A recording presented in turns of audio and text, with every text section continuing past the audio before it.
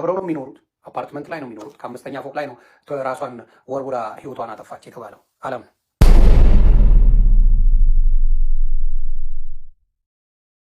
አንዳንድ ሙስሊም ነን የሚሉ ግለሰቦች ተደፈርን በሚል ስሜት የክርስትና አስተምሮንና የኢየሱስ ክርስቶስን ለስም አጠራሩ ክብር ይግባውና ክብርን የሚነቅፍና የሚያጠለሽ መላውን ክርስትና የሚያዋርድ መልኩ ምላሽ ሲሰጡ እና ድርጊቱን በፈጸመው ግለሰብ ላይ የደቦ ፍርድ ሲያስተላልፉ የኦርቶዶክስ ክርስትና አማኝ ነን የሚሉ ግለሰቦች የእስልምናን ሃይማኖት ነብይ በሆኑት በነብዩ መሐመድ የአላህ እዝነትና ሰላም በሳቸው ላይ ይሁንና ላይ ድፍረትን የተሞላ ክብረነክ ጽያፍ ንግግር ሲያደርጉ ታይተዋል። ይህም ሙስሊሙን ወገን ብቻ ሳይሆን ሰላም ወዳዱን መላው የሀገራችንን ወገን ሁሉ አሳዝኗል። ጉባኤያችን ይህ አይነቱ ስነ ምግባራዊና ህገወጥ ተግባር የትኛውንም የሃይማኖት ተቋም የማይወክል ይልቁንም የሚወገዝ ተግባር መሆኑን ለመግለጽ እንወዳለን። ከዚሁ ጋር በተያያዘ አንዳንድ የኦርቶዶክስ አማኝ ነን የሚሉ ወገኖች ወንድሞችና እህቶች የግለሰቡን ህገወጥ ተግባር ተቋማዊ ለማድረግ የሚያደርጉትን እንቅስቃሴ እንዲያጤኑትና ግለሰቡን ከተቋሙ እንዲለዩ እንመክራለን። በአንጻሩ አንዳንድ ሙስሊም ነን የሚሉ ግለሰቦች ተደፈርን በሚል ስሜት የክርስትና አስተምሮንና የኢየሱስ ክርስቶስን ለስም አጠራሩ ክብር ይግባውና ክብርን የሚነቅፍና የሚያጠለሽ መላውን ክርስትና የሚያዋርድ መልኩ ምላሽ ሲሰጡ እና ድርጊቱን በፈጸመው ግለሰብ ላይ የደቦ ፍርድ ሲያስተላልፉ ይታያሉ።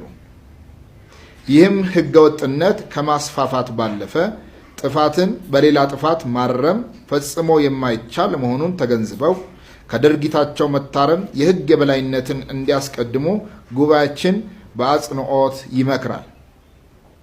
በየትኛውም አካል የተፈጸሙትና የሚፈጸሙ ይህን መሰል ህገወጥ ተግባር በሁሉም ሃይማኖቶች አስተምህሮ ተቀባይነት የሌላቸው ብቻ ሳይሆን የሚወገዙ ተግባራት መሆናቸውን ጉባኤያችን እያስገነዘበ ድርጊቱ በወንጀል የሚያስጠይቅ ስለመሆኑም ለማስታወስ ይወዳል። ሐሳብን በነጻነት የመግለጽ መብት አንዱ የሌላውን እምነት ለመስደብ ወይንም ለማዋረድ በፍጹም ጥቅም ላይ መዋል የለበትም።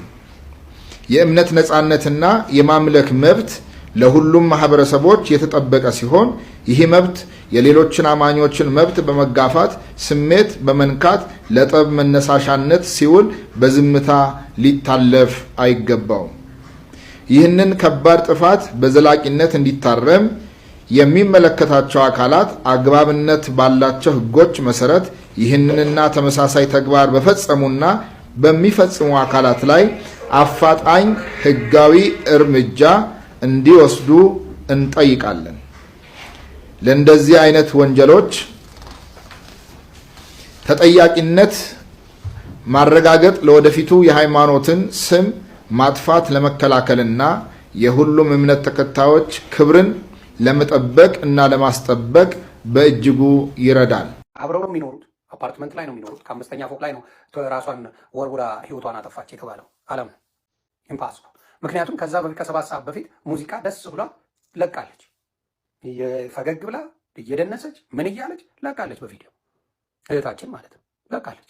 አቢዩዚቭ ሪሌሽንሽፕ ውስጥ ነበረች። አብሶሉትሊ ተይዟል። የስቲጂዬ መጠርጠር ኖ ሙሉን ነው መናገር የምፈልገው። አንዱ ዓለም የሚባል ቢሊሌ 4 ኪሎ እያለ የዘፈነ ቢሊሌ የሚል ዘፈን አለው። አንዱ ዓለም ይባላል። 4 ኪሎ እያለ የዘፈነ ቢሊሌ ብሎ የዘፈነ ድምፃዊ ነው። ጎበዝ ነው እና ሳክሮ ነው የሚገባው። ያ ይታወቃል። የምሽት ስራ ላይ አብዛኛዎቹ አርቲስቶች ሁሉም እያልኩ አይደለም፣ አብዛኛዎቹ ጠጪዎች ናቸው። ሰክረው ይመጣሉ። እቤት ሲገቡ ሚስታቸውን በዛ ሰዓት የሚያረጉትን አያውቁ።